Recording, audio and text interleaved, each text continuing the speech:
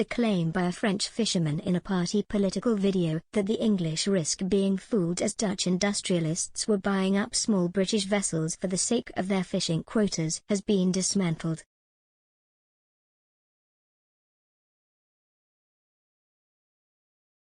In a video produced by National Front MEP France Jamais at a recent fishing conference in Roscoff, Brittany, French fishermen expressed their anger at a lack of access to British waters following Brexit.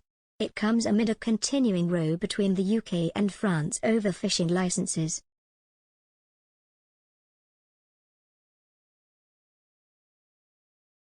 One fisherman interview for the piece appeared to insinuate that the UK was more vulnerable to foreign interests procuring fishing quotas after it had left the EU.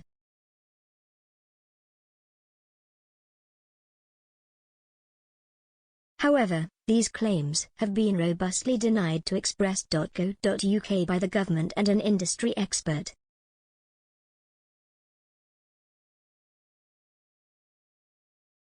In the video, Olivier Mercier, a shipowner and fisherman based out of La Rochelle-Hossegor, claimed, "I understand the English, but unfortunately, they risk being fooled."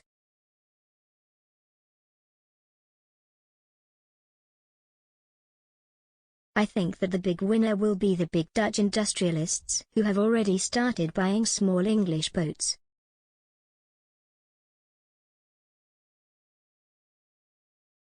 You can't buy quota, but you can buy a boat and then take the quota and put it on another boat.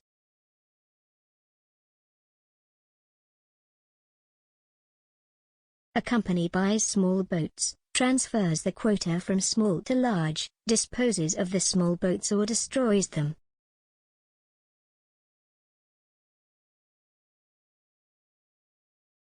A large group can have access to an almost unlimited resource as long as it has funding.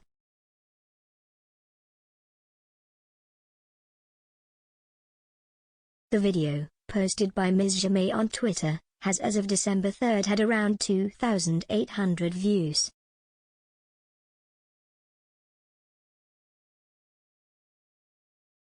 Mr. Mercier's claims were firmly rebutted by the Marine Management Organization, MMO, a government agency tasked with ocean conservation and economic development of fisheries.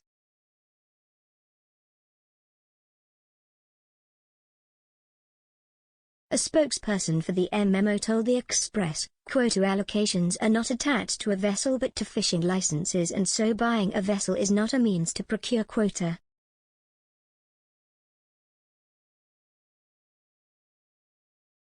Licenses for small vessels, under 10 meters long, in the main do not have quota entitlements. Instead, the MMO sets catch limits for these vessels from its pool of quota.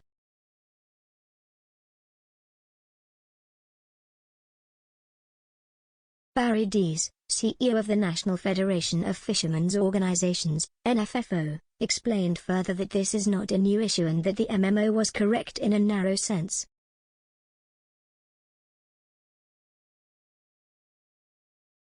He said, "Quota entitlement is attached to a license, not the vessel."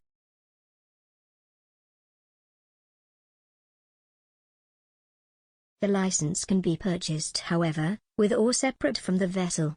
And FQAs, fixed quota allocations, can also change hands.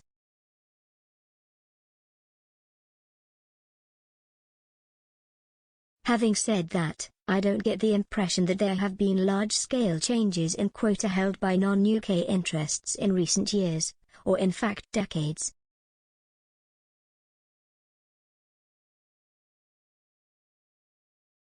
Mr. Dees noted that some UK fishing assets were owned by Spanish, Dutch, Icelandic and Canadian nationals and companies.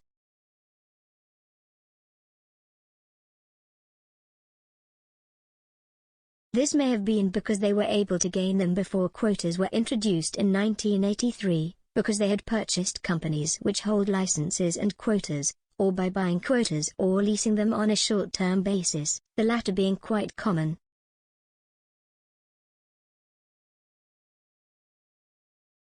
He added, most of these developments took place in the 1980s and 1990s as the treaty obligations on freedom of movement of labor and capital and the right of establishment took precedence over national quota rights.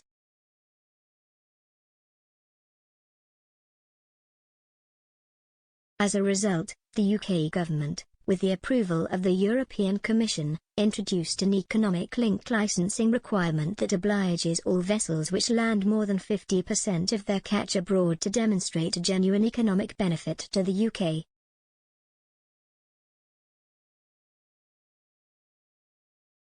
Mr. Dees pointed out that this requirement has recently been reviewed and the requirements made more stringent.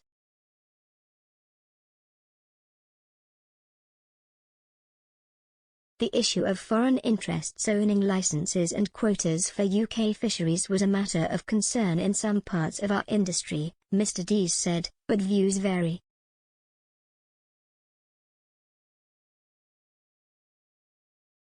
He also cautioned that quota holdings by foreign interest tended to focus on a limited number of species such as mackerel, herring and sole, and that England and Wales's inshore fleets predominantly fish for non-quota species.